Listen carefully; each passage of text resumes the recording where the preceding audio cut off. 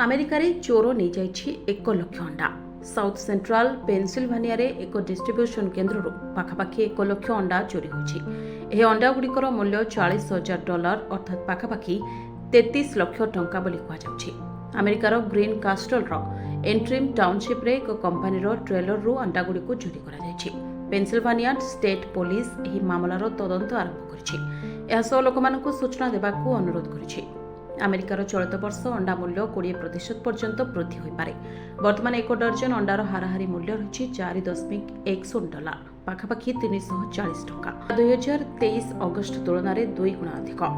USDA ଅନୁସାରେ bird flu ଯୋଗୁଁ ଯୋଗାଣ କମିଯାଇଛି। ନିକଟରେ କାଲିଫର୍ଣ୍ଣିଆ ଏବଂ ନ୍ୟୁୟର୍କର ଫାର୍ମସରେ ଏହାର ପ୍ରକୋପ ଦେଖିବାକୁ ମିଳିଥିଲା। ବିଶେଷଜ୍ଞମାନଙ୍କ କହିବା ହେଲା, ଅଣ୍ଡାର ମୂଲ୍ୟ ବୃଦ୍ଧି କାରଣରୁ ଲୋକମାନେ ଆବଶ୍ୟକତାଠାରୁ ଅଧିକ ଅଣ୍ଡା କିଣୁଛନ୍ତି। ଏହାର ଡିମାଣ୍ଡ ଦିନକୁ ଦିନ ବଢ଼ୁଛି।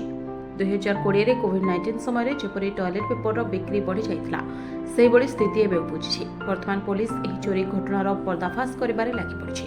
କିନ୍ତୁ ଯଦି ବାର୍ଡ ଫ୍ଲୁର ପ୍ରକୋପ ନ କମେ, ତେବେ ଆଗାମୀ ଦିନରେ ଅଣ୍ଡାର ମୂଲ୍ୟ ଆହୁରି ବଢ଼ିପାରେ। ଏହାଦ୍ୱାରା ସାଧାରଣ ଲୋକ ଆହୁରି ସମସ୍ୟା ଭୋଗିପାରନ୍ତି।